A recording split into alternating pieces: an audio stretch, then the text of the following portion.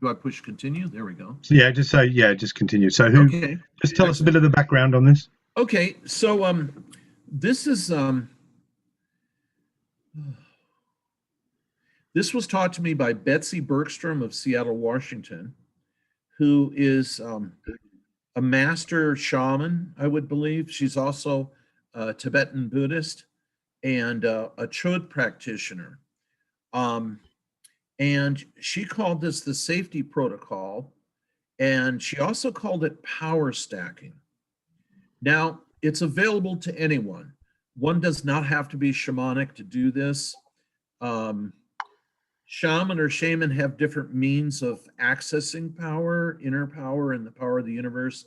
And this is just perhaps one good road there. Hmm. What I've added to the beginning of this is a few good cleansing breaths.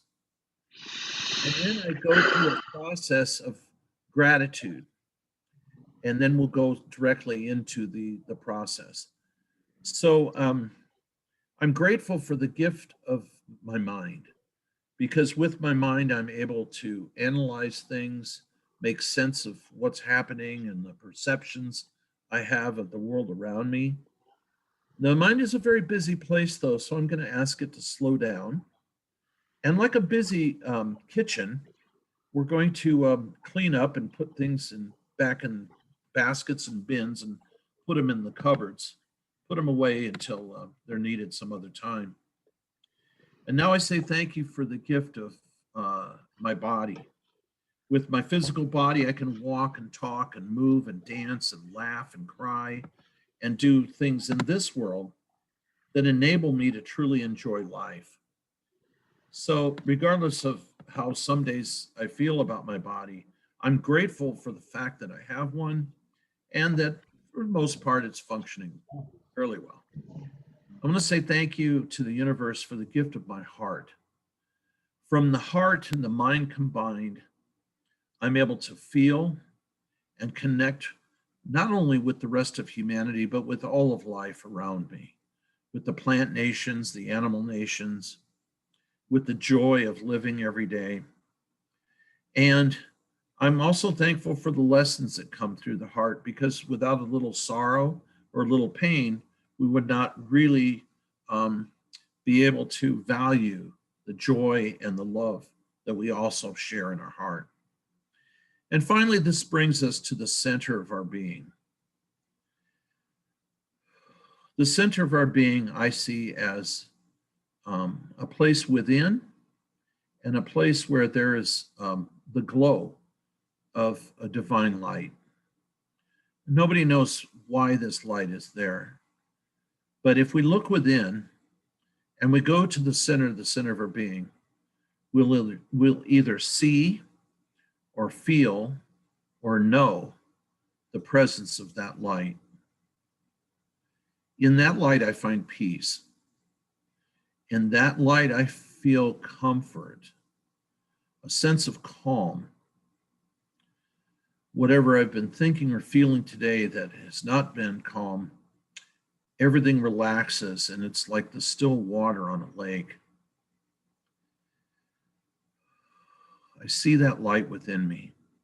And for some of us, it's a small spark or a glow or um, maybe maybe like a lantern or a torch. And there it is, that light. And I feel in that light love and healing and life. I'm going to allow that light to grow now. It does source somewhere with the divine, with the universe, with that which cannot be named. And this light has an endless supply and a boundless energy. So I'm going to allow that light to fill me now. From the tiny spark or the tiny uh, um, bit of light that's within me, I'm going to allow it to grow and to glow brighter. And I'm going to ask that it move out to all of my being, that it fill every cell in my body, that it goes to the spaces between the cells. I see this light traveling through the meridians down to my feet, to my toes. out through my arms to the ends of my fingertips, up to the top of my head, to the chakra above, and down to the bottom of my feet, joining me with the power below. And as this light is filling me up, for this entire meditation, I want to continue to let the light flow. There is an endless supply and a boundless energy to it. When I feel that I am filled up completely, I let it overflow.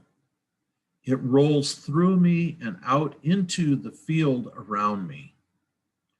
And in the energy fields that are around me, wherever there is a vulnerability or maybe some kind of damage or hurt from the past, I ask this divine light to send its healing power to make me whole.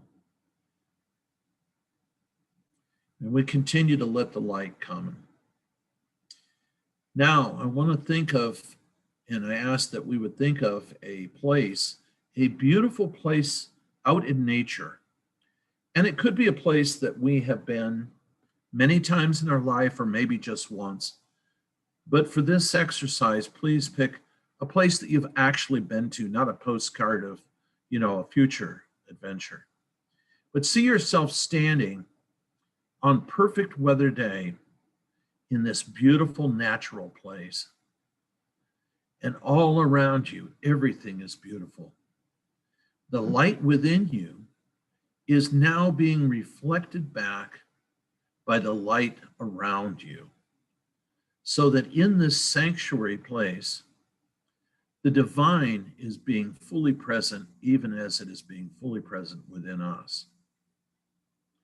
And if we look around in this area, we see that everything there, every blade of grass, every leaf, every stone, every grain of sand, every cloud, every drop of water, every ray of the sun, everything is filled with the same divine light that fills us.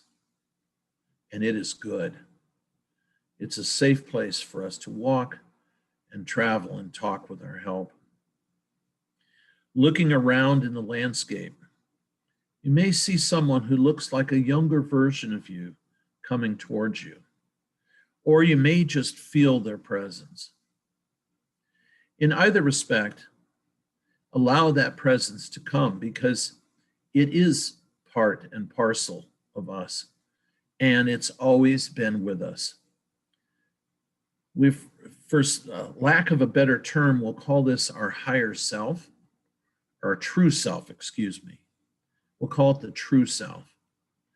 The true self is a blueprint and a helper that we were given when we came into this life. And the true self only knows the good things that we need. It knows the endless possibilities of every good thing that we can do, every word that we can speak, every kind deed that we can do, and who we can be when we are fully filled with the divine will and moving in the right direction. So the true self, as the true self approaches, we simply embrace and allow it to flow back into us. The true self does not know anger, hatred, fear, jealousy, envy, larceny, avarice, any of the things that are negative. And the true self only wants to provide for us sometimes a blueprint or sometimes a map to show us the way when we seek that, when we look for it. Finally, looking around in the landscape, there may be birds and animals there. If we're by the sea, there could be also fish and our mammal relatives, who swim in the waters.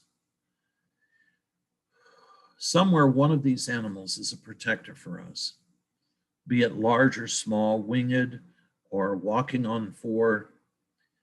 One of these is a protector animal. And if we see that protector animal on our first visit, we simply ask, "Are you our protector?" Some people may have more than one, but everyone has at least one.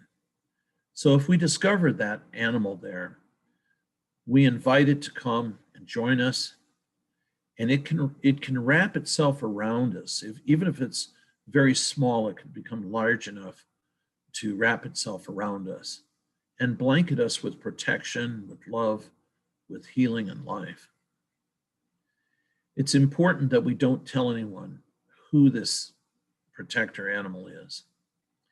We want to keep that to ourselves. It's just better that way. So we have this divine light that's pumping from within us. We have the sanctuary place that provides us a place to walk and pray and rest and meditate and release and let go of our worries.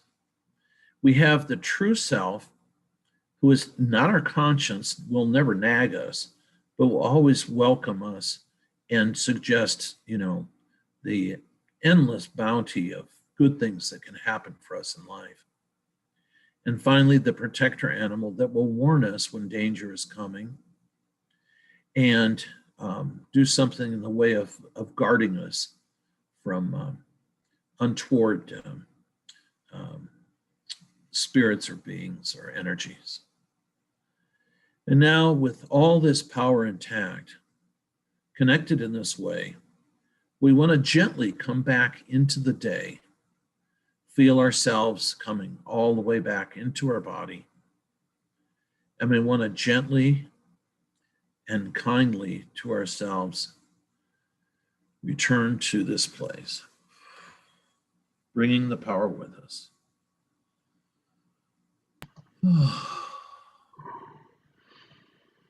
Ooh.